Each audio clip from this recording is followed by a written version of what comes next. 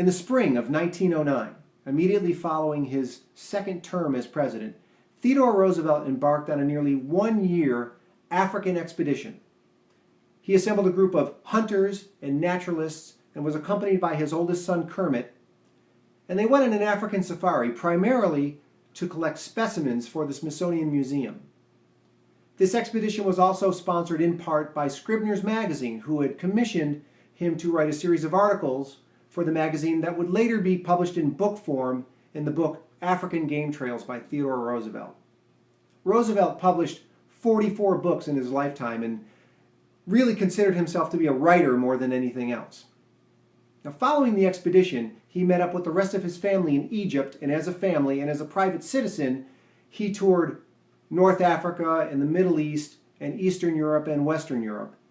But being a former president and being very popular, he was asked to also serve in an unofficial capacity as a representative of the U.S. government.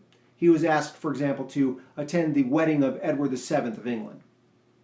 He was also asked to speak on several occasions, and one very important speech that he gave was a speech at the Sorbonne in Paris. And that speech is called Citizenship in the Republic, where he calls upon men of good intention and people of means to get involved with government and get involved with civic life and to try to make a difference in people's lives and to try to make lives better for other people.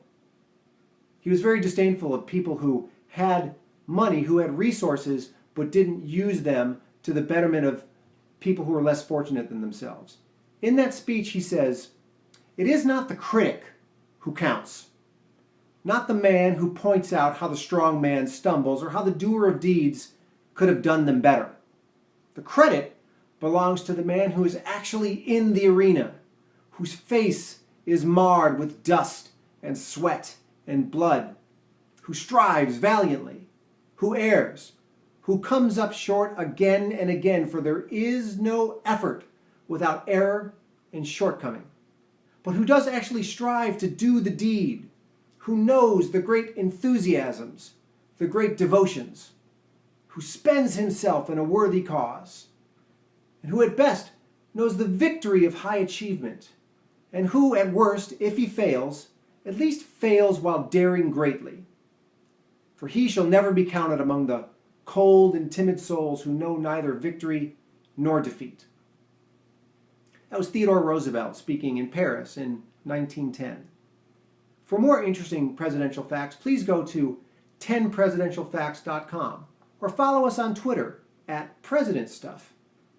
This is Jim DiGiovanni. Thanks for watching.